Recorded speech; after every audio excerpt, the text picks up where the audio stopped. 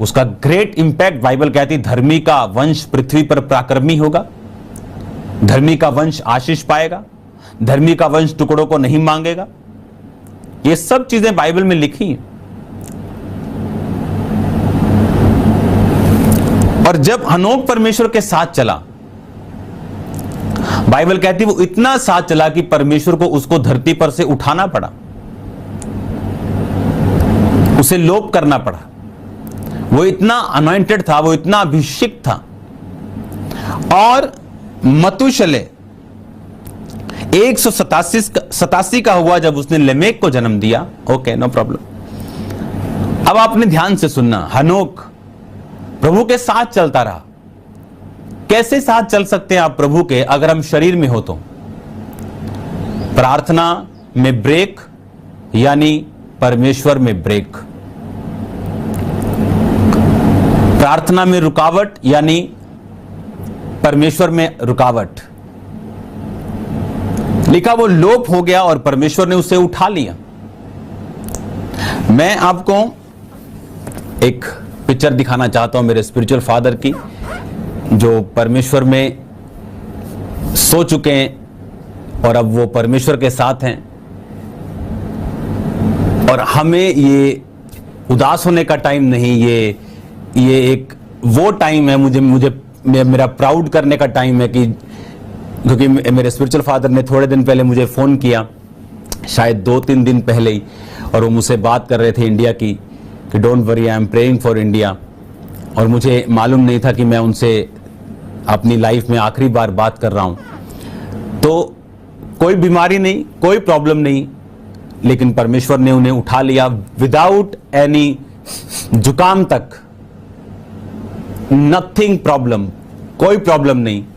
और वो आज परमेश्वर में, और मैं ये देख रहा हूं कि हेवन में कितनी जबरदस्त आज पार्टी हो रही होगी कि खुदावंद का एक ऐसा दास, मैंने अपनी लाइफ में ऐसा कभी दास नहीं देखा।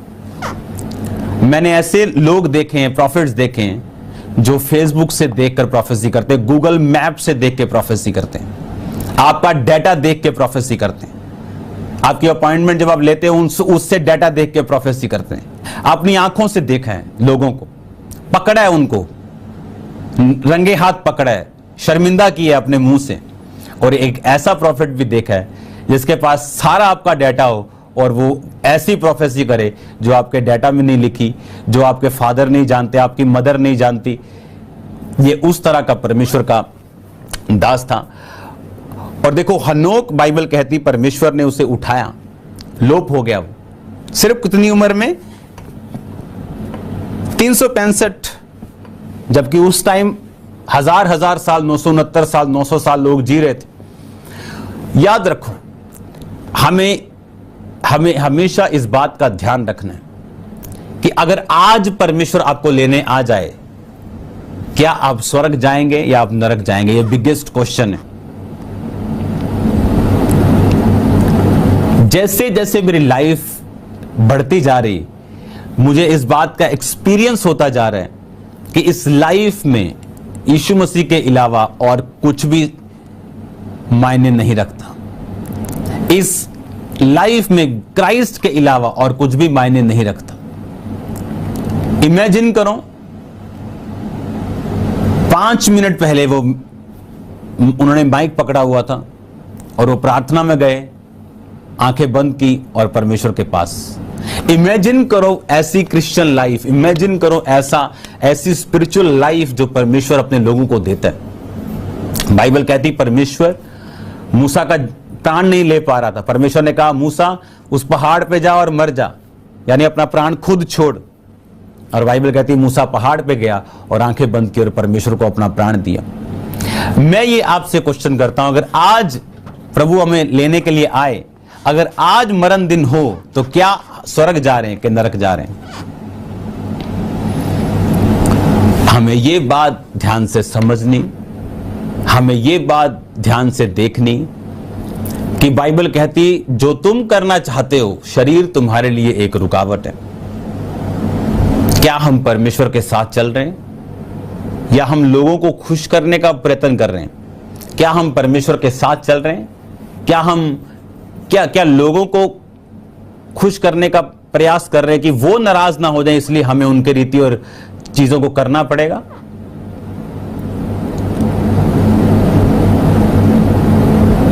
लाइफ इज शॉर्ट, बाइबल कहती है तुम्हारा जीवन क्षण भर का है, वहां कोई टाइम नहीं है, वो टाइमलेस परमेश्वर जोन में रहता है। ये 70, 80, 100 साल उसके लिए 1 सेकंड के बराबर। लेकिन क्या आप स्वर्ग जा रहे हैं?